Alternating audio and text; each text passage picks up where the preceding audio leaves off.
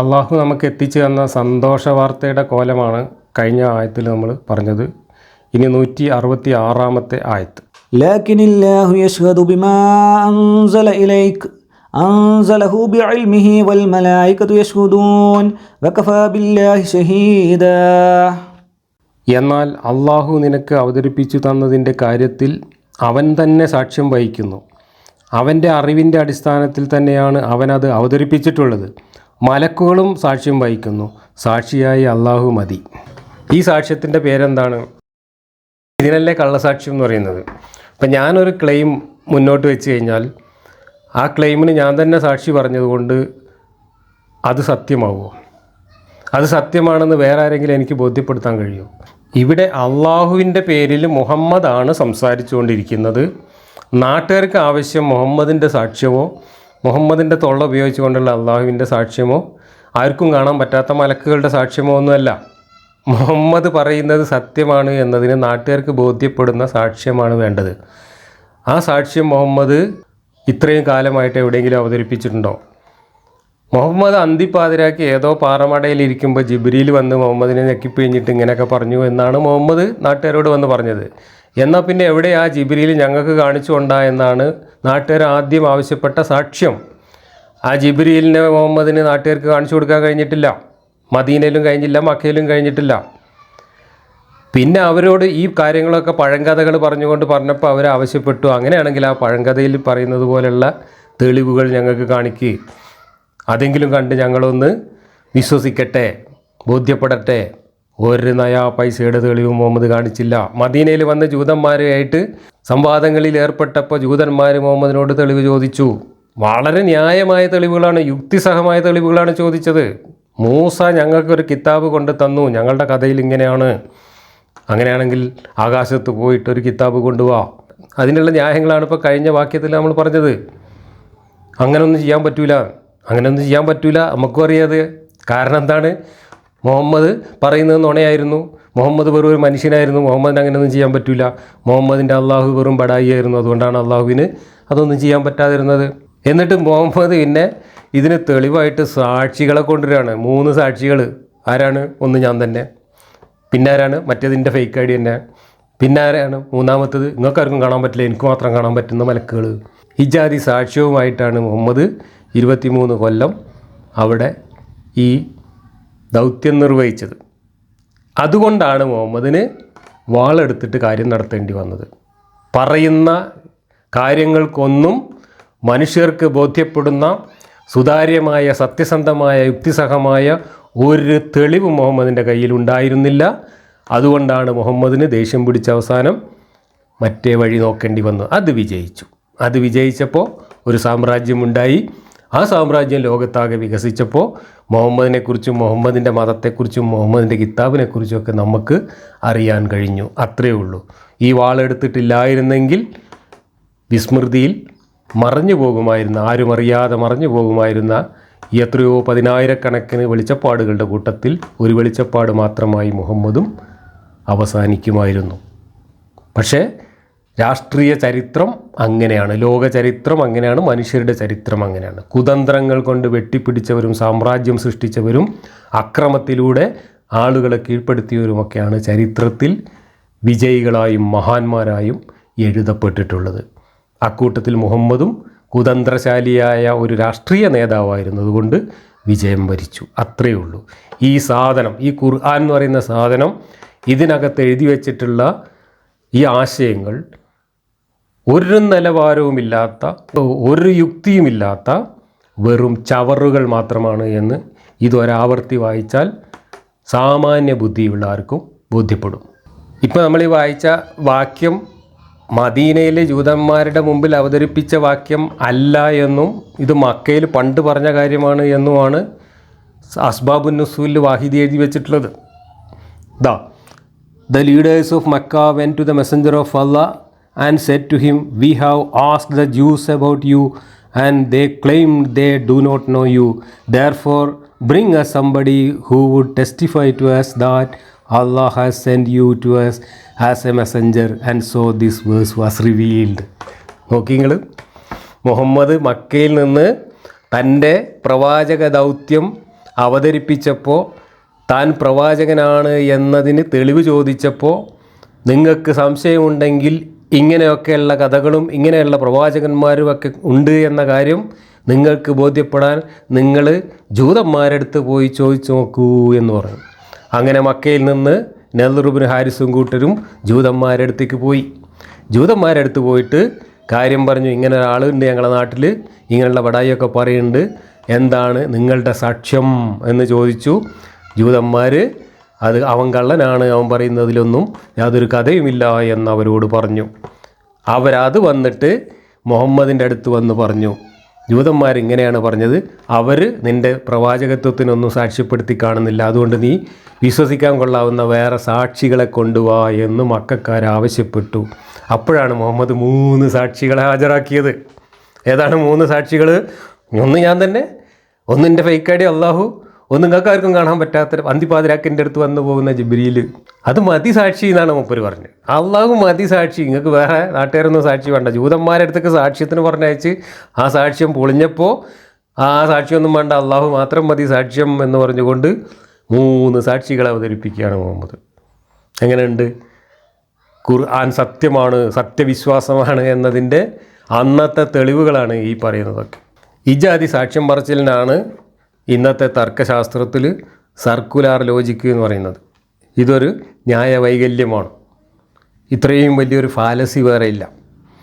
ഒരാളൊരു കാര്യം പറയുക, എന്നിട്ട് അതിന് തെളിവ് ചോദിക്കുമ്പോൾ അതിൽ തന്നെ ഉണ്ട് എന്നറിയാം. ഖുർആൻ പഠിച്ചവൻ്റെ ആണെന്നുള്ളതിന് എന്താ തെളിവ്? ഖുർആനിലുണ്ട്. എന്നാരാ പറഞ്ഞത്?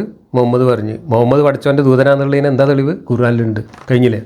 ഇതങ്ങനെ വട്ടത്തിൽ കറങ്ങും. അത് ആ വട്ടത്തിൻ്റെ പുറത്ത് തെളിവൊന്നുമില്ല. ഇതാണ് സർക്കുലാർ ലോജിക്ക് എന്ന് പറയുക. ഇതുപോലുള്ള മണ്ടത്തരങ്ങളാണ് ഇത്തരം വിശ്വാസ കഥകളായിട്ട് മനുഷ്യരിന്നും പേറിക്കൊണ്ട് നടക്കുന്നത്. ഇപ്പറഞ്ഞ സാക്ഷ്യവും തെളിവും പോരാഞ്ഞിട്ട് നമ്മളെ റാസി വേറൊരു തെളിവും കൂടെ അവതരിപ്പിക്കുന്നുണ്ട്. ഖുർആൻ തന്നെ അവതരിപ്പിച്ച വേറെ തെളിവാണ്.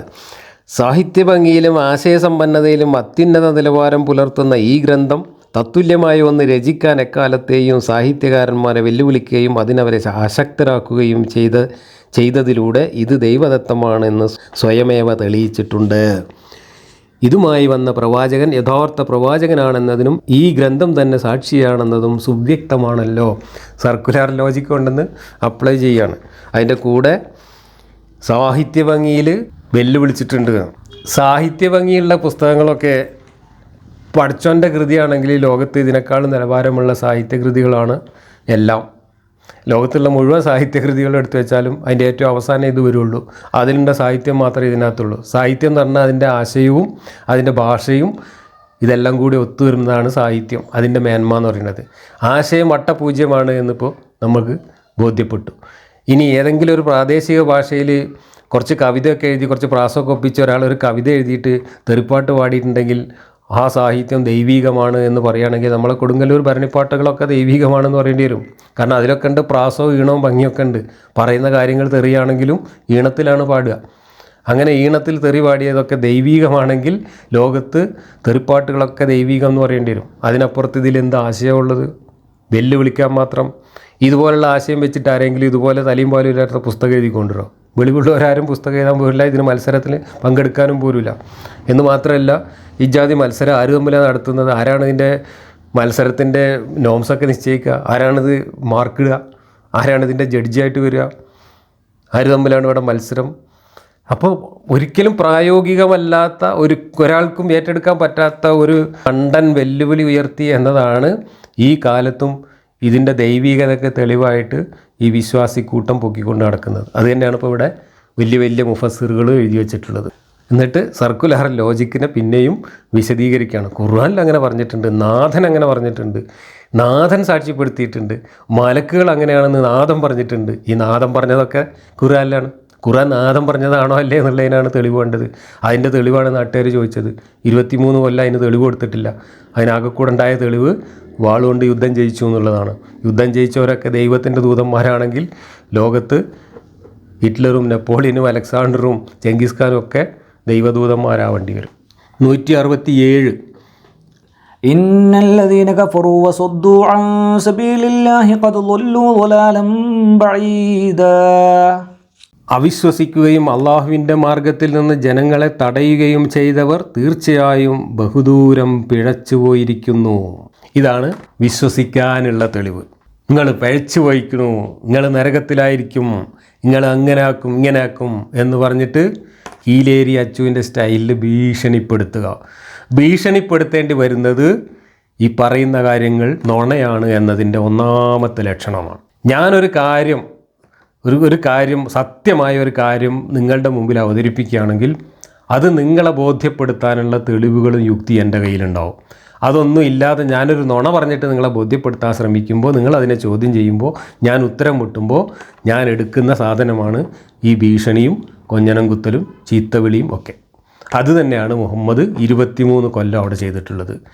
ചീത്ത പറയുക, ഭീഷണിപ്പെടുത്തുക, നരകം കാട്ടി പേടിപ്പിക്കുക, സ്വർഗം കാട്ടി പ്രലോഭിപ്പിക്കുക എന്നല്ലാതെ താൻ ദൈവത്തിൻ്റെ ദൂതനാണ്, താൻ ഈ പറയുന്നതൊക്കെ ദൈവത്തിൻ്റെ വചനങ്ങളാണ് എന്ന് തെളിയിക്കാൻ മുഹമ്മദ് സാമാന്യ യുക്തിക്ക് മുമ്പിൽ ബോധ്യപ്പെടുത്താവുന്ന ഒരു തെളിവും അവതരിപ്പിച്ചിട്ടില്ല. ആ തെളിവ് നമുക്ക് ഈ ഖുർആനിലോ ഇതിൻ്റെ അനുബന്ധ കഥാപുസ്തകങ്ങളിലോ കണ്ടെത്താനും കഴിയില്ല. ജൂതന്മാരും ക്രിസ്ത്യാനികളൊക്കെ ബഹുദൂരം പിഴച്ചു പോയിരിക്കുന്നു എന്ന് മുഹമ്മദാണ് പറയുന്നത്. ആരെങ്കിലും വന്നിട്ട് നിങ്ങൾ പിഴച്ചു പോയിരിക്കുന്നു എന്ന് പറഞ്ഞാൽ അവരെ സംബന്ധിച്ചിടത്തോളം അത് പിഴക്കലല്ലോ. അവർക്ക് അവരുടെ പുസ്തകം സത്യമാണ്, അവരുടെ വിശ്വാസം ശരിയാണ്, അവരുടെ കഥ സത്യമാണ്. ആ കഥയിൽ അവർ വിശ്വസിക്കുന്നത് അവർ പിഴച്ചു പോയതുകൊണ്ടല്ല, അവരുടെ വിശ്വാസം അനുസരിച്ച് ശരിയായ വഴിയിൽ വന്നതുകൊണ്ടാണ്.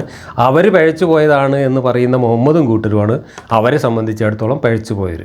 ഇന്നും ക്രിസ്ത്യാനികളും ജൂതരും ഒക്കെ മുഹമ്മദിൻ്റെ ആൾക്കാരും പിഴച്ചവരാണ് എന്ന് തന്നെയാണ് വിശ്വസിക്കുന്നത്. മുഹമ്മദ് തിരിച്ചും പറഞ്ഞു മുഹമ്മദിൽ വിശ്വസിക്കുന്നവർ അവരൊക്കെ പിഴച്ചവരാണ് എന്ന് കഥ പറഞ്ഞുകൊണ്ട് നടക്കുകയും ചെയ്യുന്നു. നമ്മളെ സംബന്ധിച്ചിടത്തോളം ഇതെല്ലാം പുറത്തുനിന്ന് നോക്കുന്ന ഒരാളെ സംബന്ധിച്ചിടത്തോളം ഇതിലേതാണ് ശരി, എവിടെയാണ് സത്യം എന്ന് കണ്ടെത്താൻ വല്ല വഴിയുണ്ടോ, വല്ല തെളിവും മാർഗവും ഉണ്ടോ? എല്ലാത്തിലും മണ്ടത്തരങ്ങളുണ്ട്, എല്ലാത്തിലും വൈരുദ്ധ്യങ്ങളുണ്ട്. ചില കാര്യങ്ങളിൽ കുറച്ച് മെച്ചമാണ്, ചിലത് വളരെ മോശമാണ്. ഇസ്ലാമിൽ മെച്ചമാണെന്ന് പറയാൻ പറ്റുന്ന കാര്യങ്ങൾ വളരെ കുറവാണ്. ഈ വസ്തുതയ്ക്ക് മുമ്പിലാണ് നമ്മൾ ഈ ഞൊണ്ടി ന്യായങ്ങളും സർക്കുലാർ ലോജിക്ക് പോലുള്ള ഫാലസികളും ഒക്കെ എടുത്ത് ഇതിനെ ന്യായീകരിക്കുന്നത്. ഒരു തെളിവില്ലാതെ ഭീഷണി കേട്ടിട്ട് നമ്മളൊരു കാര്യം വിശ്വസിക്കാൻ പോവുകയാണെങ്കിൽ ആ വിശ്വാസം തെറ്റാണെങ്കിൽ നാളെ നമ്മൾ കുണ്ടിൽ ചാടൂലേ?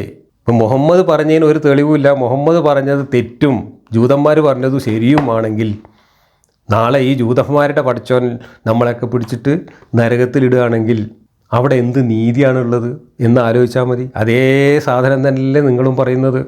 ക്രിസ്തുമതമാണ് ശരി, ബാക്കിയുള്ളതൊക്കെ പിഴച്ചതാണ് എന്നാണ് ക്രിസ്ത്യാനികൾ പറയുന്നത്. നാളെ മരിച്ചു ചെല്ലുമ്പോൾ അവിടെ പരലോകത്ത് ചെല്ലുമ്പോൾ യഹോവ അവിടെ ഇങ്ങനെ ക്രിസ്തുവും യഹോവയും അവിടെ ഇങ്ങനെ നിന്നിട്ട് മാർക്കിട്ടിട്ട് നരകത്തേക്കും സ്വർഗത്തേക്കും വിടുകയാണെങ്കിൽ മുസ്ലിമും ജൂതനും ഹിന്ദുവും ബാക്കിയുള്ളവരൊക്കെ നരകത്തിൽ പോകേണ്ടി വരില്ലേ? ക്രിസ്ത്യാനികൾ മാത്രം സ്വർഗത്തിൽ പോവില്ലേ? ഇതേ കാര്യമല്ലേ നിങ്ങളും പറയുന്നത്? എന്താണ് ഇതിനൊക്കെ ഒരു തെളിവുള്ളത്? നമ്മൾ ജനിച്ചു പോയി എന്നതുകൊണ്ടാണ് നമ്മളിതിൽ പെട്ടുപോകുന്നത്. ഒരു മുസ്ലിം കുടുംബത്തിൽ ജനിച്ചു എന്നതുകൊണ്ട് മാത്രമാണ് നമ്മളൊക്കെ മുസ്ലിങ്ങളായത്. ക്രിസ്ത്യാനി കുടുംബത്തിൽ ജനിച്ചു പോയതുകൊണ്ടാണ് അവരൊക്കെ ക്രിസ്ത്യാനികളായത്. ഹിന്ദുവിൻ്റെ കുടുംബത്തിൽ ജനിച്ചതുകൊണ്ടാണ് അവരൊക്കെ ഹിന്ദുക്കളായത്. 99% അങ്ങനെയല്ലേ. പിന്നെ അങ്ങോട്ടും ഇങ്ങോട്ടൊക്കെ ചാടുന്നവരുണ്ട് പല കാരണങ്ങൾ കൊണ്ട്, അത് നമ്മൾ പരിഗണിക്കുന്നില്ല. ജന്മം കൊണ്ടാണ് നമ്മൾ ഓരോന്നിൽ പെട്ടുപോകുന്നത്. ഇതിനെക്കുറിച്ച് പറയുമ്പോൾ നമ്മുടെ വിശ്വാസികൾ എന്താ പറയുന്നത്, ഈ വിശ്വാസ സംരക്ഷകർ എന്താ പറയുന്നതെന്ന് അറിയാം. അതിന് നമ്മൾ അള്ളാഹിനോട് നന്ദി കാണിക്കണം, കാരണം നമ്മളതിൽ ജനിപ്പിച്ചല്ലോ. ഏത് ശരിയായ മതത്തിൽ നമ്മളെ ജനിപ്പിച്ചതിന് നമ്മൾ അള്ളാഹിനോട് ശുക്ർ കാണിക്കണം എന്നാണ് ഇതിന് കുടുംബ ഗ്രൂപ്പുകളിലൊക്കെ ഉള്ള ചർച്ചയിൽ വിശ്വാസിക്കൂട്ടം വന്നിട്ട് പറയുന്നത്. എങ്ങനെയുണ്ട് ന്യായം? അങ്ങനെയാണെങ്കിൽ ഈ അള്ളാഹു എത്ര വലിയ തിന്മയാണ് ചെയ്യുന്നത്, എന്തൊരു അനീതിയാണ് ചെയ്യുന്നത്. ആരെ എവിടെ ജനിപ്പിക്കണം എന്നുള്ളത് നമ്മളെ തീരുമാനിക്കുന്നതല്ല. അപ്പോൾ ഞാൻ ഹിന്ദുവായി ജനിക്കണമെന്നോ മറ്റേ ആൾ ക്രിസ്ത്യാനിയായി ജനിക്കണമെന്നോ ഞാൻ മുസ്ലിമായി ജനിക്കണം എന്നുള്ളത് നമ്മളാരും ജനിക്കുന്നതിന് മുമ്പ് നമ്മൾ തീരുമാനിച്ചതല്ല, അത് അള്ളാഹ് തീരുമാനിച്ചതാണെന്നാണ് പറയുന്നത്. ആ അള്ളാഹിൻ്റെ തീരുമാനത്തിൽ നമ്മൾ ഭാഗ്യത്തിന് ഇതിൽ പെട്ടുപോയി, അതുകൊണ്ട് നമ്മൾ അള്ളാഹിനോട് നന്ദി പറയണം എന്ന് പറയുമ്പോൾ എത്ര വൃത്തികെട്ട വാദമാണത്. കാരണം അവിടെ ജനിച്ചു പോയ 10,000-കണക്കിന് കോടിക്കണക്കിന് മനുഷ്യർ അവിടെ ജനിച്ചു എന്ന കാരണം കൊണ്ട് നരകത്തിൽ കിടക്കുക. എന്നിട്ട് അവരൊക്കെ നരകത്തിൽ കിടന്ന് ഇങ്ങനെ പൊരിയുമ്പോൾ നമ്മളിവിടെ സ്വർഗത്തിൽ കള്ളും കുടിച്ചിങ്ങനെ ഇരിക്കുക. ആ നമ്മളെ കൂട്ടത്തിൽ തന്നെ 1% പോലും സ്വർഗത്തിൽ എത്തൂല എന്നും പറയുന്നുണ്ട്. ബാക്കിയുള്ള ഈ കോടാനക്കോടി മനുഷ്യർ നരകത്തിൽ കിടന്ന് പൊരിക്കുമ്പോൾ നമ്മൾക്ക് ഒരു മൂലക്കലിങ്ങനെ കള്ളും പെണ്ണുമായിട്ട് സൂഹിക്കാം. ഈ വൃത്തികെട്ട കഥയ്ക്കാണ് സന്തോഷ വാർത്ത താക്കീത് എന്നൊക്കെ ഇതിനകത്ത് പറയുന്നത്. എന്ത് ലോജിക്ക് അതിലൊക്കെ ഉണ്ടത്? 168 إن الذين كفروا وظلموا لم يكن الله ليغفر لهم ولا ليهديهم طريقا. അവിശ്വസിക്കുകയും അന്യായം പ്രവർത്തിക്കുകയും ചെയ്തവരാരോ അവർക്ക് അള്ളാഹു ഒരിക്കലും പുറത്തു കൊടുക്കുന്നതല്ല. അവിശ്വസിച്ചവരല്ലേ മുസ്ലിങ്ങളും? നിങ്ങൾ ഹിന്ദു മതത്തിൽ അവിശ്വസിക്കുന്നു, ക്രിസ്തു മതത്തിൽ അവിശ്വസിക്കുന്നു, ജൂതമതത്തിൽ അവിശ്വസിക്കുന്നു. അപ്പോൾ ഈ അവിശ്വസിച്ചവർക്കൊക്കെ നരകമാണെങ്കിൽ നിങ്ങൾക്കും നരകം കിട്ടൂലേ? മറ്റൊരു ദൈവമാണ് ശരിയെങ്കിൽ നിങ്ങളീ പറയുന്ന കഥയിൽ ഈ ദൈവമാണ് ശരി എന്നതിൻ്റെ തെളിവാണ് നമ്മൾ ചോദിക്കുന്നത്. വിശ്വസിക്കുക എന്നതാണ് അതിനുള്ള പരിഹാരമായി നിങ്ങൾ പറയുന്നത്. അതേ പരിഹാരം തന്നെയല്ലേ അവരുടെയൊക്കെ കയ്യിലുള്ളത്. ക്രിസ്ത്യാനികൾ പറയുന്നത് വിശ്വസിക്കൂ വിശ്വസിക്കൂ എന്നാണ്, സംശയിക്കണ്ട എന്നാണ്. ജൂതം പറയുന്നത് അത് തന്നെ, എല്ലാവരും പറയുന്നത് അത് തന്നെ. അപ്പോൾ വിശ്വസിക്കുക എന്നുള്ളത് ഒരു പുണ്യകർമ്മമാണെങ്കിൽ ഏത് അന്ധവിശ്വാസത്തിൽ വിശ്വസിക്കുന്നതും പുണ്യമാവണ്ടേ? ഈ വിശ്വസിക്കപ്പെടുന്ന അന്ധവിശ്വാസങ്ങളിൽ ഈ അന്ധവിശ്വാസമാണ് ശരിയായ അന്ധവിശ്വാസം എന്നതിൻ്റെ തെളിവാണ് നമ്മൾ ചോദിക്കുന്നത്.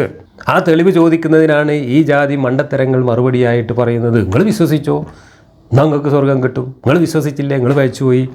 ഇതന്നെയല്ലേ എല്ലാവരും പറയുന്നത്. ഏത് വിശ്വസിക്കണം? എന്തിൻ്റെ അടിസ്ഥാനത്തിൽ വിശ്വസിക്കണം?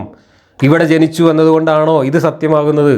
അങ്ങനെയാണെങ്കിൽ എന്ത് ലോജിക്കാണ് അതിനുള്ളത്? അവിടെ ജനിച്ചു പോയി എന്നുള്ളത് അവരുടെ കുറ്റം കൊണ്ടാണോ? അവിടെ ജനിച്ചു പോയതുകൊണ്ട് അത് വിശ്വസിച്ചു എന്നതുകൊണ്ട് അവർ കുറ്റക്കാരാവുന്നത് എങ്ങനെ? വിശ്വസിക്കുകയോ വിശ്വസിക്കാതിരിക്കുകയോ ചെയ്യുന്നത് എങ്ങനെയാണ് ക്രിമിനൽ കുറ്റമാകുന്നത്? അതും യജ്ജാതി ക്രിമിനൽ കുറ്റം. ഒരാൾ മരിക്കുന്നതിൻ്റെ ഒരു മാസം മുമ്പാണ് അവിശ്വാസിയായതെങ്കിൽ ആ ഒരു മാസത്തെ അവിശ്വാസത്തിന് അയാൾ നിത്യനരകത്തിൽ കിടക്കണം അല്ലേ? വളരെ ചുരുങ്ങിയ ഒരു കാലമാണ് ഒരു മനുഷ്യൻ ഇവിടെ ജീവിക്കുന്നത്. മൊത്തം കാലത്തെക്കുറിച്ച് നമ്മൾ പരിഗണിക്കുമ്പോൾ ആ കുറഞ്ഞ കാലം ജീവിച്ച മനുഷ്യൻ ഈ കഥകൾ വിശ്വസിച്ചില്ല എന്നതിൻ്റെ പേരിൽ, വിശ്വസിക്കാൻ പറ്റിയില്ല എന്നതിൻ്റെ പേരിൽ, കരുതിക്കുട്ടി ചെയ്യാൻ പറ്റുന്ന കാര്യമല്ല വിശ്വസിക്കൽ, വിശ്വസിച്ചില്ല എന്നതിൻ്റെ പേരിൽ നിത്യനരകത്തിൽ. അതല്ലാതെ ഇയാൾ തെറ്റ് ചെയ്തു, തെമ്മാടിത്തം ചെയ്തു എന്നല്ല, തെറ്റ് ചെയ്യണമെന്നാണ് ഇസ്ലാം മതം പഠിപ്പിക്കുന്നത്, ഖുർആൻ പഠിപ്പിക്കുന്നത്. തെറ്റ് ചെയ്തിട്ട് അള്ളാഹിനോട് മാപ്പ് ചോദിച്ചിട്ട് അള്ളാഹ് അങ്ങനെ മാപ്പ് പൊറുക്കൽ, അതാണ് പൊറുക്കലും കൊണ്ട് എടുക്കണത്. പൊറുക്കാനുണ്ടോ? തെറ്റ് ചെയ്യണം എന്നാണ്. തെറ്റ് ചെയ്യാത്തവരെ അള്ളാഹ് നശിപ്പിക്കുമെന്ന് വരെ പറഞ്ഞിട്ടുണ്ട് ഹദീസുകളിലും മറ്റും. അപ്പോൾ തെറ്റിനല്ല ശിക്ഷ, തിന്മ ചെയ്യുന്നതിനല്ല ശിക്ഷ, അവിശ്വാസത്തിനാണ് ശിക്ഷ. അവിശ്വാസം മനുഷ്യർക്ക് കരുതിക്കൂട്ടി ചെയ്യാൻ പറ്റുന്ന കാര്യമല്ല. അവിശ്വാസവും വിശ്വാസവും നമ്മളുടെ നിയന്ത്രണത്തിൽപ്പെട്ടതല്ല. നമ്മളെവിടെ ജനിക്കുന്നുവോ, ഏത് സമൂഹത്തിൽ ജനിക്കുന്നുവോ, ഏത് കാലഘട്ടത്തിൽ ജനിക്കുന്നുവോ അതനുസരിച്ച് ചുറ്റുപാടിൽ നിന്നും നമുക്ക് നമ്മളറിയാതെ കിട്ടുന്നതാണ് വിശ്വാസങ്ങൾ. അത് നമ്മുടെ കുറ്റമാകുന്നത് എങ്ങനെ? അത് നമ്മുടെ പുണ്യമാകുന്നത് എങ്ങനെ? ഇതാണ് ലോജിക്കലായിട്ടുള്ള ഒരു ചോദ്യം. ഇതിന് ഉത്തരവുണ്ടോ? ഇവിടെ അവിശ്വസിക്കുകയും അക്രമം പ്രവർത്തിക്കുകയും എന്നാണ്, ളുൽമ് പ്രവർത്തിക്കുകയും ചെയ്തവരെ പേച്ചുപോയിരിക്കുന്നു എന്ന് പറഞ്ഞത്. അക്രമം പ്രവർത്തിക്കുക എന്ന് പറഞ്ഞാൽ മുഹമ്മദ് എന്താണ് അതിന് അർത്ഥം കൊടുത്തത്? മക്കയിലും മദീനയിലും മുഹമ്മദിലെ വിശ്വസിക്കാതിരിക്കലാണ് അക്രമം എന്ന് പറഞ്ഞത്. പക്ഷേ അക്രമം കാണിച്ചത് ആരാണ്? മക്കക്കാരും ജൂതന്മാരും അല്ല അക്രമം കാണിച്ചത്. മദീനക്കാരോ മക്കക്കാരോ ജൂതന്മാരോ ഒരക്രമവും കാണിച്ചിട്ടില്ല. അക്രമം കാണിച്ചത് മുഹമ്മദാണ്. ഒരക്രമിക്കാണ് ശിക്ഷയുള്ളതെങ്കിൽ ശിക്ഷ കൊടുക്കേണ്ടത് മുഹമ്മദിനും മുഹമ്മദിനെ അക്രമത്തിന് പിരികേറ്റിയ അള്ളാഹുവിനുമാണ്. ആരാണ് മുഹമ്മദിനെ അള്ളാഹുവിനെയും പിടിച്ച് നരകത്തിലിടുക? അവരെ രണ്ടാളും പിടിച്ച് നരകത്തിൽ ഇട്ടില്ലെങ്കിൽ പിന്നെ എന്താ ആത്യന്തിക നീതിയാണ് ഇവിടെ ഉണ്ടാവാൻ പോകുന്നത്? അജാതി അക്രമമാണ് മുഹമ്മദ് ചെയ്തിട്ടുള്ളത്. ലോകത്ത് ചരിത്രകാരന്മാർ ആരും ചെയ്തിട്ടില്ലാത്ത അത്രയും ഭീകരമായ ചതിയും അക്രമവും ചെയ്തിട്ടാണ് മുഹമ്മദ് ഈ സാധനം ഉണ്ടാക്കിയെടുത്തത്. അതല്ലാതെ തെളിവ് കൊടുത്തിട്ടും യുക്തിക്ക് നിരക്കുന്ന രീതിയിൽ ബോധ്യപ്പെടുത്തിയിട്ടും ഉണ്ടാക്കിയ ഒരു മതമല്ല ഇസ്ലാം മതം. 169 إلا طريق جهنم خالدين فيها أبدا وكان ذلك على الله يسيرا. നരകത്തിൻ്റെ മാർഗത്തിലേക്കല്ലാതെ മറ്റൊരു മാർഗത്തിലേക്കും അവൻ അവരെ നയിക്കുന്നതുമല്ല. എന്നേക്കുമായി അവരതിൽ സ്ഥിരവാസികളായിരിക്കും. അള്ളാഹുവിനത് എളുപ്പമുള്ള കാര്യമാകുന്നു. വിശ്വസിക്കാത്തവരെ നരകത്തിലേക്ക് നയിച്ചിട്ട് അവിടെ നിത്യനരകത്തിൽ പാർപ്പിക്കും. അള്ളാഹുവിനത് വലിയ ബുദ്ധിമുട്ടൊന്നുമില്ല എന്ന് പറഞ്ഞു. അള്ളാഹുവിനത് ബുദ്ധിമുട്ടുണ്ട് എന്ന് ആരെങ്കിലും പറഞ്ഞോ? മക്കയിലാരെയും പറഞ്ഞോ? മദീനയിലാരെയും പറഞ്ഞോ? നമ്മളാരെങ്കിലും പറഞ്ഞോ? അള്ളാഹു ആണ് ദൈവം എന്നതിൻ്റെ തെളിവാണ് നമ്മൾ ചോദിക്കുന്നത്. അള്ളാഹു ആണ് ദൈവമെങ്കിൽ ദൈവത്തിന് അതിനൊക്കെ കഴിയും നമുക്കും അറിയാം. പക്ഷേ അള്ളാഹു ആണ് ദൈവം എന്നതിനും അള്ളാഹുവിൻ്റെ ദൂതനാണ് മുഹമ്മദ് എന്നതിനും ആ മുഹമ്മദിൻ്റെ പടായികളൊക്കെ അള്ളാഹുവിൻ്റെ വചനങ്ങളാണ് എന്നതിനുമാണ് നമുക്ക് തെളിവ് വേണ്ടത്. അത് ബോധ്യപ്പെട്ടാൽ നമ്മൾ വിശ്വസിക്കും. വിശ്വസിക്കേണ്ട ആവശ്യമില്ല, ബോധ്യപ്പെടുക എന്ന് പറഞ്ഞാൽ പിന്നെ ബോധ്യമായി കഴിഞ്ഞു. ബോധ്യം എന്ന് പറയുന്നതും വിശ്വാസം എന്ന് പറയുന്നതും രണ്ടാണ്. വിശ്വസിക്കൂ വിശ്വസിക്കൂ എന്ന് നിലവിളിക്കേണ്ടി വരുന്നത് ബോധ്യപ്പെടുത്താൻ കഴിയുന്ന ഒന്നും കയ്യിലില്ല, നുണയാണ് പറയുന്നത് എന്ന് പറയുന്ന ആൾക്ക് ബോധ്യമുള്ളത് കൊണ്ടാണ് വിശ്വസിക്കൂ വിശ്വസിക്കൂ എന്നും പറഞ്ഞിട്ട് കത്തിയും ചൂണ്ടി നടക്കുന്നത്. അള്ളാഹുവിന് എല്ലാവരും പിടിച്ച് നരകത്തിലിടാനുള്ള കഴിവുണ്ട് എന്നാണ്. എത്ര അപ്രസക്തമായ ബാലിശമായ വാദമാണ് ഇതൊക്കെ. സർവശക്തനായ ഒരു ദൈവത്തിന് അതിന് കഴിവുണ്ടോ ഇല്ലേ എന്നുള്ള ചോദ്യം ആരും ഉന്നയിച്ചിട്ടില്ല. എന്നാൽ അള്ളാഹുവിനത് കഴിവുണ്ട് എന്ന് മുഹമ്മദ് അവകാശപ്പെട്ടപ്പോൾ ആ കഴിവൊന്ന് കാണിക്കുക എന്ന് ആവശ്യപ്പെട്ടിട്ടുണ്ട് മക്കയിലും മദീനയിലുമൊക്കെ. അതിനാണ് ജൂതന്മാർ കിതാബ് കൊണ്ടെന്ന് കാണിക്ക്, കൊട്ടാരം കൊണ്ടെന്ന് കാണിക്ക്, മഴ ഇറക്കി കാണിക്ക്, വെള്ളം പൊടിഞ്ഞ് കാണിക്ക് ഇതൊക്കെ പറഞ്ഞത്. സഫാ മർവാക്കൊന്ന് ഒന്ന് സ്വർണ്ണാക്കി കാണിക്ക്, അപ്പുറത്തൊരു തോട്ടം ഉണ്ടാക്കി കാണിക്ക്, ഇതൊക്കെ ആവശ്യപ്പെട്ടു. കാരണം ഇതൊക്കെ കാണിക്കാൻ കഴിയുന്നവരാണ് ദൂതന്മാർ എന്ന് കഥ പറഞ്ഞത് മുഹമ്മദാണ്. ആ കഥ അവിടെ പറഞ്ഞപ്പോഴാണ് അങ്ങനെ വടായി പറഞ്ഞാൽ പോരാ, അതിന് തെളിവ് കാണിക്കുക എന്ന് പറഞ്ഞത്. ഇതുപോലെയുള്ള അപ്രസക്തമായ കാര്യങ്ങളാണ് പലയിടത്തും ആരും ചോദിച്ചിട്ടില്ലാത്ത കാര്യങ്ങളാണ് മറുപടിയായിട്ട് പറയുന്നത്. കാരണം വേറൊന്നും പറയാനില്ല. വിഷയദാരിദ്ര്യം, ഉത്തരം മുട്ടുക, കൊഞ്ഞനം കുത്തുക, അതല്ലാതെ വേറൊന്നും ഇതിനകത്ത് ഇല്ല. 170 يا أيها الناس قد جاءكم الرسول بالحق من ربكم فآمنوا خيرا لكم وإن تكفروا فإن لله ما في السماوات والأرض وكان الله عليما حكيما. ജനങ്ങളെ, നിങ്ങളുടെ രക്ഷിതാവിങ്കിൽ നിന്നുള്ള സത്യവുമായി നിങ്ങളുടെ അടുക്കൽ ഇതാ റസൂൽ വന്നിരിക്കുന്നു. അതിനാൽ നിങ്ങളുടെ നന്മയ്ക്കായി നിങ്ങൾ വിശ്വസിക്കുക. നിങ്ങൾ നിഷേധിക്കുകയാണെങ്കിലോ ആകാശങ്ങളിലും ഭൂമിയിലുമുള്ളതെല്ലാം അള്ളാഹുവിൻ്റേതാണ്. അള്ളാഹു എല്ലാം അറിയുന്നവനും യുക്തിമാനുമാകുന്നു. ഇതൊക്കെ ഈ സർക്കുലാർ ലോജിക്കിൽ വരുന്ന സാധനമല്ലേ? ജൂതന്മാർ ആവശ്യപ്പെട്ടത് എന്താണ്? ഇതൊക്കെ ശരിയാണെങ്കിൽ അത് തെളിയിച്ചുകൊണ്ട അതല്ലേ ആവശ്യപ്പെട്ടത്. അവരുടെ കയ്യിലുള്ള കിതാബിൽ ഈ മുഹമ്മദിനെക്കുറിച്ച് മുന്നറിയിപ്പുണ്ട് എന്ന് മുഹമ്മദ് വടായി പറഞ്ഞപ്പോൾ കിതാബും കൊണ്ടുവന്നിട്ട് എവിടെയെന്ന് കാണിച്ചുകൊണ്ടാന്ന് ചോദിച്ചു. അപ്പോഴാണ് രാവക്കങ്ങൾ കേടുവരുത്തിയതാണ് എന്ന് പറഞ്ഞത്. ആ കേടുവരുത്തിയ പുസ്തകം കൊണ്ട് ജീവിക്കുന്ന ജൂതന്മാരോടാണ് നേരത്തെ സംശയം ചോദിക്കാൻ മറ്റവരെ പറഞ്ഞയച്ചത്, മക്കാരെ പറഞ്ഞയച്ചത്. മക്കാർ വന്ന് സംശയം ചോദിച്ചപ്പോൾ ഓൻ കള്ളനാണ് എന്ന് പറഞ്ഞയച്ച് അത് അവിടെ ചെന്ന് പറഞ്ഞു. വേറെ എന്തെങ്കിലും സാക്ഷി ഉണ്ടോ എന്ന് ചോദിച്ചപ്പോൾ സാക്ഷി ഉണ്ടല്ലോ, ഇതാ 3 എണ്ണം, ഒന്ന് ഞാൻ, ഒന്ന് എൻ്റെ അള്ളാഹു, ഒന്ന് എൻ്റെ മലക്കുകൾ. ഈ അള്ള എവിടെ? ഈ മലക്കുകൾ എവിടെ? അപ്പോൾ ഈ പ്രവാചകത്വത്തിന് എന്ത് തെളിവ് എന്ന് ചോദിച്ചതിനുള്ള 3 സാക്ഷികളെയാണ് ഹാജരാക്കിയത്. ഈ 3 സാക്ഷികളും ആരാണ്? മുഹമ്മദിൻ്റെ തള്ളബടായി മാത്രം, വേറെ സാക്ഷികളില്ല. ഈ ജാതി കഥകളാണ് മുഹമ്മദ് വിശ്വസിക്കാൻ പറയുന്നത്. നിങ്ങൾ വിശ്വസിച്ചില്ലെങ്കിലും ഇതെല്ലാം അള്ളാഹുവിൻ്റെതാണ് എന്നാണ് ഈ പറഞ്ഞത്. പിന്നെ ഇതിനാണ് അള്ളാഹു നരകത്തിലിടുന്നത്. അള്ളാഹുവിൻ്റെ ഉടമസ്ഥതയിലാണ് ഇതൊക്കെ ഉള്ളതെങ്കിൽ പിന്നെ അള്ളാഹുവിൽ വിശ്വസിച്ചില്ല എന്നതുകൊണ്ട് അള്ളാഹുവിന് എന്താ ഛേദം? എന്തിനാണ് പിന്നെ അള്ളാഹു ഈ സ്വന്തം സൃഷ്ടികളായ ജീവികളെ നരകത്തിലിട്ട് വേദനിപ്പിക്കുന്നത്? വിശ്വസിച്ചില്ല എന്നതുകൊണ്ട് അള്ളാഹുവിന് എന്താ നഷ്ടം? വിശ്വസിച്ചു എന്നതുകൊണ്ട് അള്ളാഹുവിന് എന്താ ലാഭം? അങ്ങനെ വിശ്വസിക്കാൻ വേണ്ടി ഒളിച്ചിരിക്കേണ്ട ആവശ്യം എന്താണ് അള്ളാഹുവിന്? ഇതെല്ലാം അള്ളാഹുവിൻ്റെ ആണെങ്കിൽ ഇതൊക്കെ അള്ളാഹുവിൻ്റെ ആണെന്ന് അള്ളാഹുവിനും ഈ ആൾക്കാരെ ബോധ്യപ്പെടുത്താൻ വല്ല ബുദ്ധിമുട്ടുണ്ടോ? അതിന് മാത്രം അള്ളാഹുവിന് കഴിയൂല. അള്ളാഹുവിന് ബാക്കിയുള്ളതെല്ലാം കഴിയും. ആരാ പറയുന്നത്? മുഹമ്മദാണ് പറയുന്നത്. ആര് പറയുന്നതായിട്ടാണ് പറയുന്നത്? അള്ളാഹു പറയുന്നതായിട്ടാണ് പറയുന്നത്. എന്നാൽ അതിന് പ്രാക്ടിക്കലായിട്ടുള്ള തെളിവുണ്ടോ? ഇല്ല. തെളിവ് ചോദിച്ചാൽ ഇതുപോലെ ചീത്ത അറിയാം. 171 يا أهل الكتاب لا تغلوا في دينكم ولا تقولوا على الله إلا الحق إنما المسيح عيسى ابن مريم رسول الله وكلمته ألقاها إلى مريم وروح منه فآمنوا بالله ورسله ولا تقولوا ثلاثة انتهوا خيرا لكم إنما الله إله واحد سبحانه أن يكون له ولد له ما في السماوات وما في الأرض وكفى بالله وكيلا. വേദക്കാരെ, നിങ്ങൾ മതകാര്യത്തിൽ അതിരു കവിയരുത്. അള്ളാഹുവിൻ്റെ പേരിൽ വാസ്തവമല്ലാതെ നിങ്ങൾ പറയുകയും ചെയ്യരുത്. മറിയമിൻ്റെ മകനായ മസീഹ് ഈസ അള്ളാഹുവിൻ്റെ ദൂതനും മറിയമിലേക്ക് അവൻ ഇട്ടുകൊടുത്ത അവൻ്റെ വചനവും അവങ്കൽ നിന്നുള്ള ഒരു ആത്മാവും മാത്രമാകുന്നു. അതുകൊണ്ട് നിങ്ങൾ അള്ളാഹുവിലും അവൻ്റെ ദൂതന്മാരിലും വിശ്വസിക്കുക. ത്രിത്വം എന്ന വാക്ക് നിങ്ങൾ പറയരുത്. നിങ്ങളുടെ നന്മയ്ക്കായി നിങ്ങൾ വിരമിക്കുക. അള്ളാഹു ഏക ആരാധ്യൻ മാത്രമാകുന്നു. തനിക്കൊരു സന്താനമുണ്ടായിരിക്കുക എന്നതിൽ നിന്ന് അവൻ എത്രയോ പരിശുദ്ധനത്രേ. ആകാശങ്ങളിലുള്ളതും ഭൂമിയിലുള്ളതുമെല്ലാം അവൻ്റേതാകുന്നു. കൈകാര്യകർത്താവായി അള്ളാഹു തന്നെ മതി. ക്രിസ്ത്യാനികളുമായി നടന്ന ഒരു സംവാദത്തിലും മുഹമ്മദ് ദയനീയമായി തോറ്റു കഴിഞ്ഞപ്പോൾ കൊഞ്ഞനം കുത്തിയതാണിത്. This was revealed about some Christian denominations who claimed that Jesus is the Son of Allah and so Allah revealed. അപ്പോൾ ക്രിസ്തു ദൈവപുത്രനാണ് എന്ന് ക്രിസ്ത്യാനികൾ വന്ന് വാദിച്ചപ്പോഴാണ് ഇത് അവതരിപ്പിച്ചത് എന്നാണ്. 172 വാക്യം കൂടെ വായിച്ചിട്ട് ഇതിനെക്കുറിച്ച് നമ്മുടെ മൂല്യന്മാർ യുക്തിവാദം പറയുന്നത് ഞാൻ വായിച്ച് കേൾപ്പിക്കാം.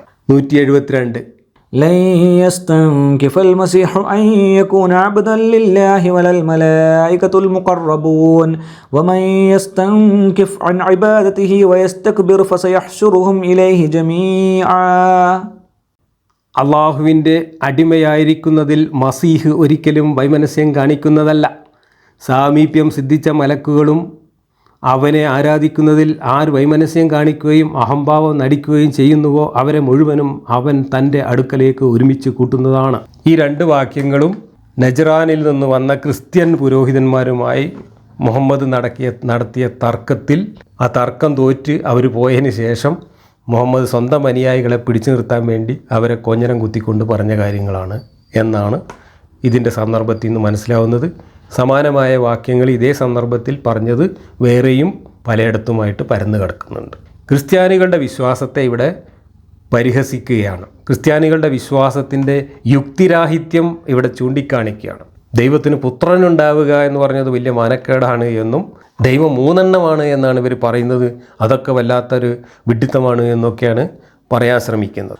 ഇവിടെ വേദക്കാരെ എന്നും വിളിച്ചുകൊണ്ട് ക്രിസ്ത്യാനികളുടെ വിശ്വാസത്തെ വിമർശിച്ചുകൊണ്ട് പറയുന്ന ഈ 2 വാക്യങ്ങൾക്ക് വ്യാഖ്യാനമായി കുറ്റനാട് മുഹമ്മദ് മുസ്ലിയാർ എഴുതി വെച്ച കിണ്ണം കാച്ചിയ യുക്തിവാദം ഞാൻ വായിച്ച് കേൾപ്പിക്കാം.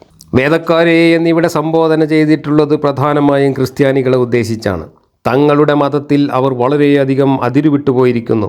പ്രത്യേകിച്ചും ഈസാ നബിയുടെ കാര്യത്തിൽ അദ്ദേഹത്തെ ദൈവദൂതൻ എന്ന യഥാർത്ഥ നിലപാടിൽ നിന്ന് അവർ ഉയർത്തി സാക്ഷാൽ ദൈവമാക്കി വെച്ചു. ക്രിസ്തബ്ദം 325 നിക്കായിൽ ചേർന്ന സുന്നഹദോസ് ക്രിസ്തീയ വിശ്വാസ പ്രമാണങ്ങൾ എഴുതിയുണ്ടാക്കി ക്രോഡീകരിച്ച് അംഗീകരിച്ചു. ഏകദൈവമായ യേശു ക്രിസ്തുവിൽ ഞാൻ വിശ്വസിക്കുന്നു എന്ന് പ്രതിജ്ഞ ചെയ്യുന്നവനെ അതനുസരിച്ച് ശരിയായ ക്രിസ്ത്യാനിയാകൂ. ക്രിസ്തുവിൻ്റെ അനുയായികളാണെന്ന് പറയുന്നവരുടെ കാര്യത്തിലും അവർ അതിരുവിട്ടു. പുരോഹിതന്മാർ തട്ടിമൂളിക്കുന്നതെല്ലാം അത് സത്യമാകട്ടെ അസത്യമാകട്ടെ സ്വീകരിക്കുന്നവർ പാപരഹിതരായി, അത് സ്വീകരിക്കാത്തവരെല്ലാം നരകക്കാരും. ഇതാണ് അവരുടെ വിശ്വാസം. എന്നാൽ ഈസാ നബിയുടെ യഥാർത്ഥ നിലപാട് അള്ളാഹുവിടെ വ്യക്തമാക്കിയതാണ്. അദ്ദേഹം അള്ളാഹുവിൻ്റെ സന്ദേശവാഹകനും ദൂതനും മറിയമിലേക്ക് ഇട്ടുകൊടുത്ത തൻ്റെ വചനവുമാകുന്നു. അതായത് ജിബ്രീൽ മറിയം ബിയുടെ കുപ്പായമാറിലേക്ക് ഊതിയപ്പോൾ ഉണ്ടാകുക എന്ന വചനം മൂലം അദ്ദേഹം ഉണ്ടായതാണ്. അള്ളാഹുവിങ്കിൽ നിന്നുള്ള, അതായത് അള്ളാഹു സൃഷ്ടിച്ച ആത്മാവുള്ള ആളുമാണ് അദ്ദേഹം. എല്ലാവരുടെ ആത്മാവും അള്ളാഹുവിൻ്റേതായിരിക്കെ അദ്ദേഹത്തിൻ്റെ ആത്മാവിനെക്കുറിച്ച് മാത്രം അങ്ങനെ പറഞ്ഞത് അദ്ദേഹത്തിൻ്റെ മഹത്വം സൂചിപ്പിക്കുവാനാണ്. സാലിഹ് നബിയുടെ ഒട്ടകത്തെക്കുറിച്ച് അള്ളാഹുവിൻ്റെ ഒട്ടകമെന്ന്, പരിശുദ്ധ കഅബയെക്കുറിച്ച് എൻ്റെ ഭവനം എന്നും അള്ളാഹു പറഞ്ഞത് ഉദാഹരണം. പിതാവില്ലാതെ ജനിച്ച ഒരു വ്യക്തിയിൽ സ്ഥിതി ചെയ്യുന്ന ആത്മാവാണല്ലോ അദ്ദേഹത്തിനുള്ളത്. നാം അനുഗ്രഹം നൽകിയ അടിമ മാത്രമാണ് അദ്ദേഹം എന്ന് 43:53 അള്ളാഹു പറഞ്ഞിട്ടുണ്ട്. അതിനാൽ അള്ളാഹുവിൻ്റെ മറ്റു ദൂതന്മാരെ പോലെ അദ്ദേഹവും അള്ളാഹുവിൻ്റെ റസൂലാണെന്ന് വിശ്വസിക്കണം. അദ്ദേഹത്തിൻ്റെ യഥാർത്ഥ നിലയും ചരിത്രവുമെല്ലാം ഖുർആൻ പല സൂറത്തുകളിലായി വിവരിച്ചിട്ടുണ്ട്. എന്നാൽ വിചിത്രമെന്ന് പറയട്ടെ, ഈസാ നബിയുടെ സമുദായമാണെന്ന് പറയുന്ന ക്രിസ്ത്യാനികൾക്ക് ആ മഹാനെക്കുറിച്ചൊരു എത്തും പിടിയും കിട്ടിയതായി കാണുന്നില്ല. അവരിൽ ചിലർ പറയുന്നത് അദ്ദേഹം അള്ളാഹുവാണ് എന്നാണ്.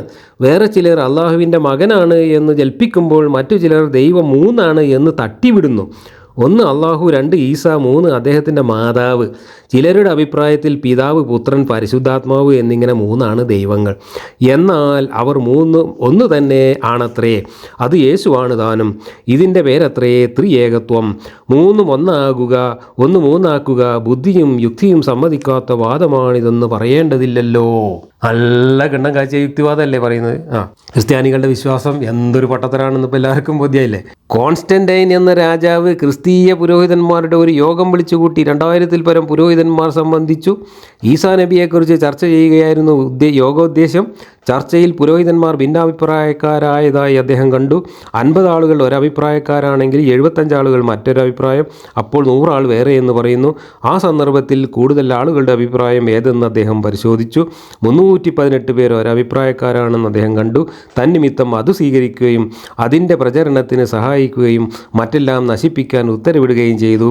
ഈ കക്ഷിക്ക് മലിക്കാനികൾ എന്ന് പറയുന്നു. പിന്നീട് യോഗം കൂടിയപ്പോൾ അതിൽ നിന്ന് യാക്കോബായ എന്ന പുതിയ കക്ഷി ഉടലെടുത്തു. വീണ്ടും ഒരു യോഗം കൂടിയപ്പോൾ അതിൽ നിന്ന് നസ്തൂരികൾ എന്ന വേറൊരു കക്ഷി ഉത്ഭവിച്ചു. ഇങ്ങനെ പോകുന്നു ഈസാ നബിയുടെ കാര്യത്തിൽ അനുയായികളിലെ ഭിന്നിപ്പ്. ക്രിസ്ത്യാനികൾ ഭിന്നിച്ചതിൻ്റെ കോലാണ് ഈ പറയുന്നത് ആരാണ്? ഒരു ഭിന്നിപ്പില്ലാത്ത കൂട്ടർ.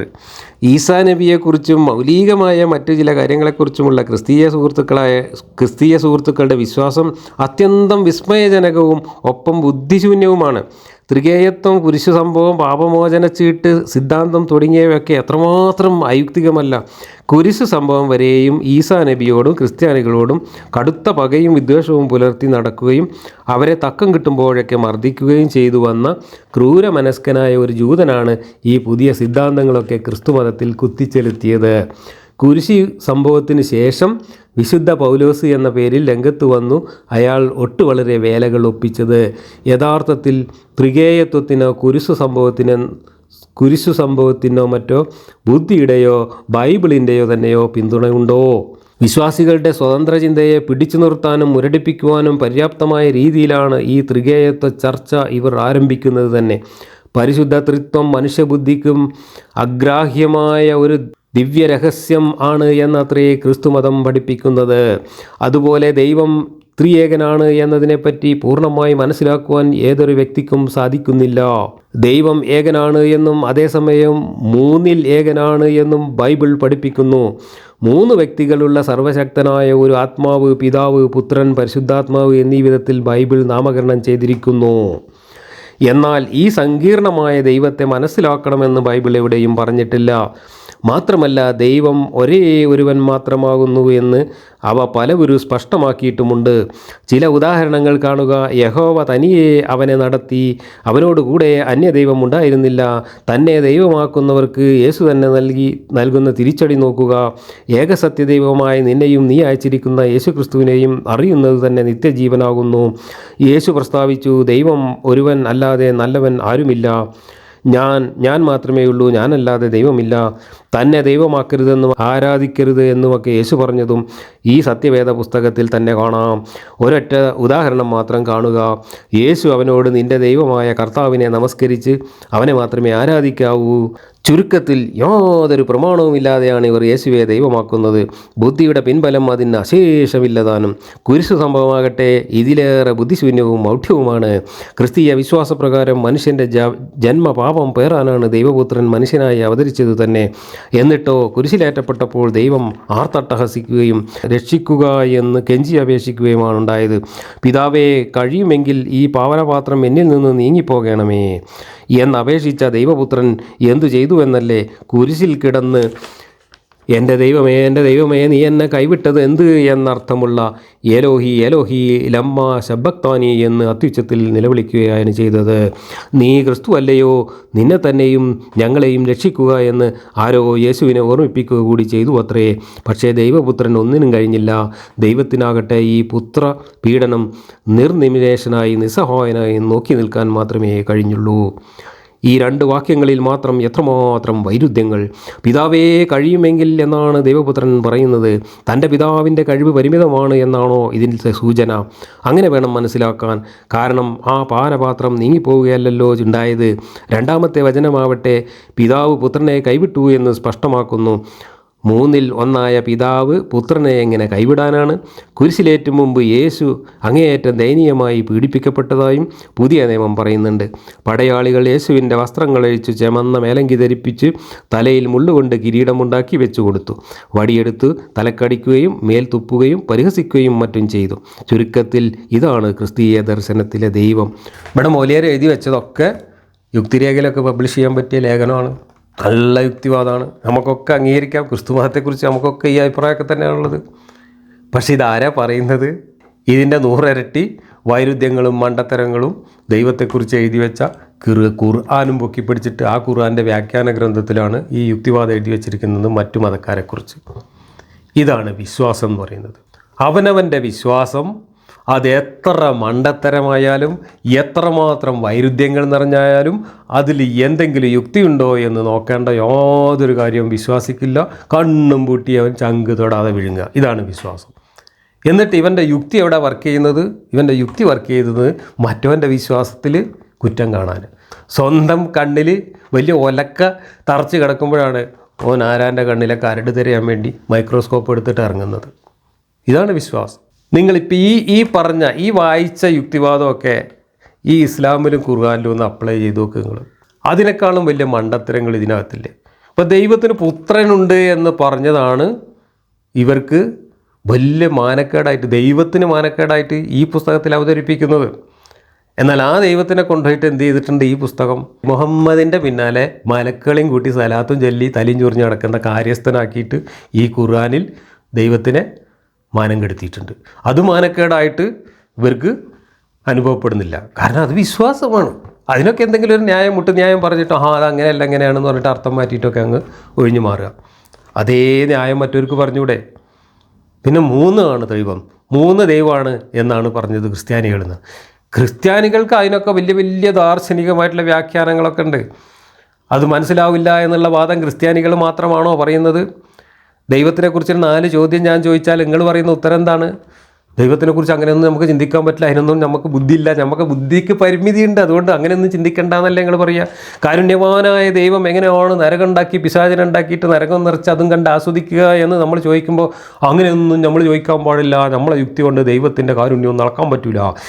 പിന്നെ നിങ്ങളെ യുക്തി കൊണ്ട് ദൈവത്തിൻ്റെ അടുപ്പും കല്ല് പോലത്തെ 3 എണ്ണം എങ്ങനെ അളക്കാൻ പോകുന്നത്? നിങ്ങൾ അതുകൊണ്ട് വിശ്വസിച്ചാൽ പോരെ. അത് വിശ്വസിക്കുന്നവർക്ക് ഇപ്പോൾ അതിൽ വലിയ പ്രശ്നമുണ്ടോ? അടുപ്പും കല്ല് 3 എണ്ണമാണ്, പക്ഷേ നമ്മളൊരടുപ്പ് എന്നാ പറയാം അല്ലേ? 3 കല്ലുകൊണ്ടാണ് പണ്ടൊക്കെ അടുപ്പുണ്ടാക്കിയത്. 3 കല്ലുണ്ട് എന്നുള്ളതുകൊണ്ട് അടുപ്പ് 3 എണ്ണം എന്ന് ആരും പറയാറില്ല. അതൊരടുപ്പാണ്, പക്ഷേ അതിൽ 3 കല്ലുണ്ട്. അതേപോലെ 3 കല്ലുള്ള അടുപ്പ് പോലെ 3 രൂപത്തിലുള്ള ഒരു ദൈവം അവർ പറയുന്നതിൽ ഇപ്പോൾ എന്താ കുഴപ്പമുള്ളത്? അവർക്ക് അങ്ങനെ ന്യായീകരിച്ചൂടെ, അല്ലെങ്കിൽ വ്യാഖ്യാനിച്ചൂടെ? അതിൻ്റെ കൂടെ നിങ്ങൾക്കത് പറഞ്ഞാൽ മനസ്സിലാവണില്ല, നിങ്ങളെ യുക്തിക്ക് പരിമിതിയുണ്ട്, അതുകൊണ്ട് നിങ്ങൾക്ക് മനസ്സിലാവാത്തതെന്ന് നിങ്ങൾ പറയുന്ന അതേ വാദം അവർക്ക് ഉന്നയിച്ചൂടെ? ഇതൊക്കെ എല്ലാ മതത്തിലും ഇതുപോലുള്ള മണ്ടത്തരങ്ങൾ, യുക്തിക്ക് നിരക്കാത്ത മണ്ടത്തരങ്ങളാണുള്ളത്. അത് ചൂണ്ടിക്കാണിക്കുമ്പോൾ എല്ലാ മതക്കാർക്കും പറയാനുള്ളത് ഒരേ ന്യായമാണ്. മനുഷ്യൻ്റെ യുക്തി കൊണ്ടൊന്നും അത് കണ്ടെത്താൻ പറ്റില്ല, അതൊക്കെ ദൈവത്തിൻ്റെ വേറെയാണ് എന്നും പറഞ്ഞിട്ടാണ് നിങ്ങൾ രക്ഷപ്പെടുന്നത്. ഇനി ക്രിസ്തുവിൻ്റെ ജനനത്തെക്കുറിച്ച് ക്രിസ്തു ദൈവത്തിൻ്റെ പുത്രനാണ് എന്ന് പറയുന്നത് മാനക്കേടാണെന്ന് നിങ്ങളെ ഖുർആനിൽ എഴുതി വെച്ചിട്ടുണ്ട്.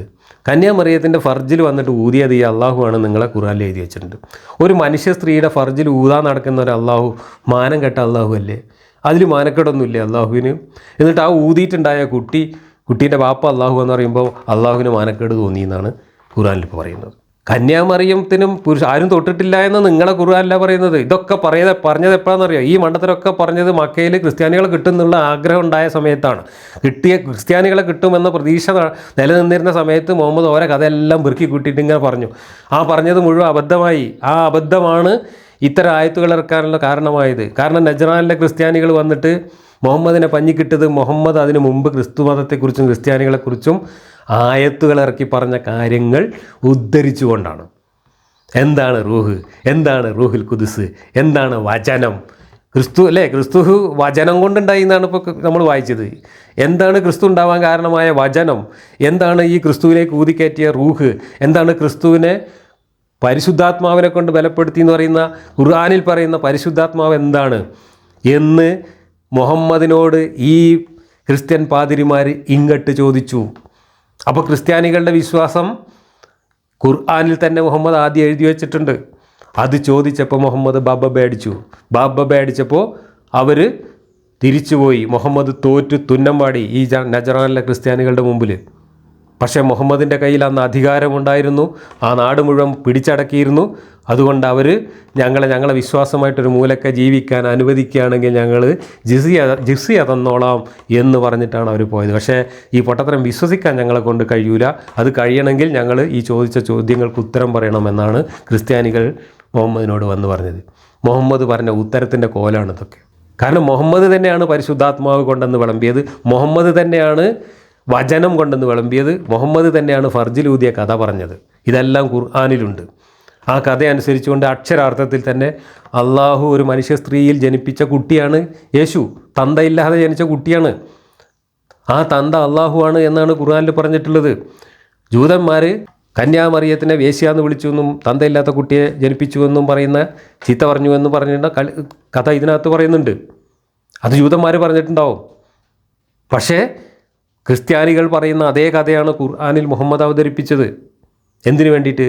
ക്രിസ്തു മതത്തെ തൻ്റെ മതമാക്കി മാറ്റാൻ, തനിക്കാക്കി വടക്കാക്കാൻ വേണ്ടിയിട്ട് മുഹമ്മദ് ഉണ്ടാക്കിയ സൂത്രമായിരുന്നത്. പക്ഷേ അതും പൊളിഞ്ഞു. ക്രിസ്ത്യാനികളുടെ മുമ്പിലും ജൂതന്മാരുടെ മുമ്പിലും മുഹമ്മദിൻ്റെ എല്ലാ നമ്പറും പൊളിഞ്ഞു. അത് പൊളിഞ്ഞപ്പോൾ മുഹമ്മദ് പറഞ്ഞ മുട്ടുന്യായങ്ങളും കൊഞ്ഞനം കുത്തലുകളുമാണ് ഇപ്പോൾ നമ്മൾ വായിച്ച ഈ 2 വാക്യത്തിൽ. ആ വാക്യം വായിച്ചിട്ട് യുക്തിവാദം എഴുതി വച്ചിരിക്കുകയാണ്. ക്രിസ്ത്യാനികളുടെ വിശ്വാസത്തിലെ യുക്തിരാഹിത്യം നമ്മളെ പഠിപ്പിച്ചു തരികയാണ്. തൃത്വമൊന്നും മനസ്സിലാവില്ല എന്നാണ് പറഞ്ഞത്. ബാക്കിയുള്ള ഇപ്പം നിങ്ങൾ അള്ളാഹു മനസ്സിലാവുമോ? നിങ്ങൾ അള്ളാഹു സർവശക്തനല്ലേ? എന്തിനാണ് അള്ളാഹുവിന് മലക്കുകൾ? കുൻ എന്ന് പറഞ്ഞാൽ എന്തും സാധിക്കുന്ന അള്ളാഹു എന്തിനാണ് ഓരോ കാര്യം ചെയ്യാൻ മലക്കുകളെ കാര്യസ്ഥന്മാരെയൊക്കെ ഏർപ്പാടാക്കുന്നത്? അതൊന്നും നമ്മളോട് ചോദിക്കാൻ പറ്റില്ല. അതൊക്കെ നമ്മളെ യുക്തിക്കപ്പുറത്തുള്ളതാണ്. എന്നാൽ പിന്നെ അത് ഈ തൃത്വം നമ്മളെ യുക്തിക്കപ്പുറത്തുള്ളതാണെന്ന് അവർ പറയുമ്പോൾ അതും വിശ്വാസമായിട്ട് അംഗീകരിച്ചാൽ പോരെ. അപ്പോൾ അവനവൻ്റെ വിശ്വാസത്തിലെ യുക്തിരാഹിത്യം ചൂണ്ടിക്കാണിക്കുമ്പോൾ യുക്തിയുടെ പരിമിതിയൊക്കെ വിളിച്ചു പറഞ്ഞിട്ട് എന്തെങ്കിലും ബബബ അടിക്കുക, മറ്റുള്ളവരെ വിശ്വാസത്തെ യുക്തി കൊണ്ട് പോയിട്ട് കുത്തുക. ഇതെന്ത് യുക്തിയാണ്? ഇവിടെ നിങ്ങൾ യുക്തിവാദികളായി മാറുക. മറ്റു മതക്കാരെ കുറ്റം പറയുമ്പോൾ യുക്തി ഇങ്ങനെ വർക്ക് ചെയ്യുക, യുക്തിവാദികളെ പോലും തോൽപ്പിക്കുന്ന തരത്തിൽ. എന്നിട്ട് സ്വന്തം മതത്തിലെ മണ്ടത്തരങ്ങളും വൈരുദ്ധ്യങ്ങളും ചങ്ക് തൊടാതെ വിഴുങ്ങിയിട്ട് അതിനെന്തെങ്കിലും ഞൊണ്ടിന്യായം പറയുക. ഞൊണ്ടിന്യായം പറഞ്ഞ് പരിഹാസ്യരാകുമ്പോൾ ആരെങ്കിലും പരിഹസിച്ചാൽ കൊഞ്ഞനം കുത്തി ചീത്ത പറഞ്ഞ് ഭീഷണിപ്പെടുത്തിയിട്ട് പോവുക. ഇതൊക്കെയാണ് മുഹമ്മദിൻ്റെ അള്ളാഹും ചെയ്തിട്ടുള്ളത്. ദൈവം എന്നുള്ളത് ഒരു അമൂർത്തമായിട്ടുള്ളൊരു ആശയമാണെങ്കിൽ അതിനെങ്ങനെയാണ് നിങ്ങൾ ഒന്ന് എന്ന് കണക്കാക്കുക? ദൈവത്തിന് കുമ്പിടി പോലെ എല്ലായിടത്തും പ്രത്യക്ഷപ്പെടാൻ കഴിയില്ലേ? പിന്നെന്തിനാ ദൈവത്തിന് ഒന്ന് എന്ന് പറയുന്നത്? ദൈവം പലതായാൽ എന്താ കുഴപ്പം? ദൈവത്തിന് പല അവതാരങ്ങളുണ്ടായാൽ എന്താ കുഴപ്പം? ദൈവത്തിന് പല രൂപങ്ങളുണ്ടായാൽ എന്താ കുഴപ്പം? പല പേരുകളുണ്ടായാൽ എന്താ കുഴപ്പം? പല രൂപത്തിൽ ദൈവത്തെ മനുഷ്യന്മാർ ആരാധിച്ചാൽ എന്താ കുഴപ്പം? ഒരു കുഴപ്പമില്ല. ദൈവം എന്ന് പറയുന്നത് മനുഷ്യൻ്റെ യുക്തിക്ക് നേരിട്ട് ബോധ്യപ്പെടുന്ന ഒരു സാധനമല്ല. അത് ഭാവനയിൽ മനുഷ്യൻ കടഞ്ഞുണ്ടാക്കിയ ഒരു കഥയാണ്. ആ കഥാപാത്രത്തെ ഓരോ മനുഷ്യർക്കും അവരവരുടെ ഭാവനയ്ക്കനുസരിച്ച് വ്യാഖ്യാനിക്കാനും വിശ്വസിക്കാനും കഴിയും. അതിൽ ഞങ്ങൾ ശാഠ്യം പിടിക്കുന്ന ഈ ഒരു സാധനം മാത്രം ശരിയെന്നും ബാക്കിയുള്ളവരുടെ ഒന്നും യുക്തിക്ക് നിരക്കാത്തത് എന്നും പറഞ്ഞ് യുക്തി കൊണ്ട് മറ്റവരെ കുത്താൻ പോകുന്നത് എത്രമാത്രം പരിഹാസ്യമായ വിഡ്ഢിത്തമാണ്. നിങ്ങളുടെ ഈ ഖുർആൻ അനുസരിച്ച് ദൈവത്തെക്കുറിച്ച് പറഞ്ഞിട്ടുള്ള മുഴുവൻ കാര്യങ്ങളും പരസ്പര വിരുദ്ധമാണ്. മനുഷ്യൻ്റെ സാമാന്യ യുക്തിക്കുള്ളിൽ കൊള്ളിക്കാൻ പറ്റാത്ത വൈരുദ്ധ്യങ്ങളാണ്. കാരുണ്യവാനായ പടച്ചോൻ നരകം നിറക്കാൻ വേണ്ടിയിട്ട് മനുഷ്യനെ സൃഷ്ടിച്ചു ഒരു സ്ഥലത്ത് പറയുന്നു. ആരാധിക്കാൻ വേണ്ടിയിട്ടാണ് ഞാൻ മനുഷ്യന്മാരെ സൃഷ്ടിച്ചത് വേറൊരു സ്ഥലത്ത് പറയുന്നു. ആരാധിക്കാൻ വേണ്ടി സൃഷ്ടിച്ച മനുഷ്യന്മാരിൽ 99% മനുഷ്യന്മാരും പേച്ചുപോയി, ആരാധിക്കാതെ പോയി എന്ന് പറഞ്ഞാൽ എൻ്റെ സൃഷ്ടി ആകെ പേച്ചുപോയി എന്നാണ്.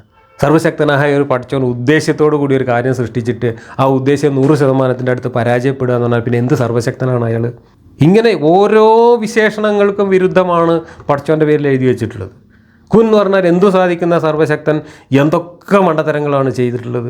അയാൾക്ക് ആരാധന വേണം, അയാൾക്ക് പുകഴ്ത്തൽ വേണം, അയാൾക്ക് സ്തുതി വേണം, അയാൾക്ക് എപ്പോഴും നന്ദി കിട്ടിക്കൊണ്ടിരിക്കണം. അത് കിട്ടിയില്ലെങ്കിൽ അയാൾക്ക് ദേഷ്യം വരും. ഈ സർവശക്തൻ എന്തിനാണ് ദേഷ്യം വരുന്നത്?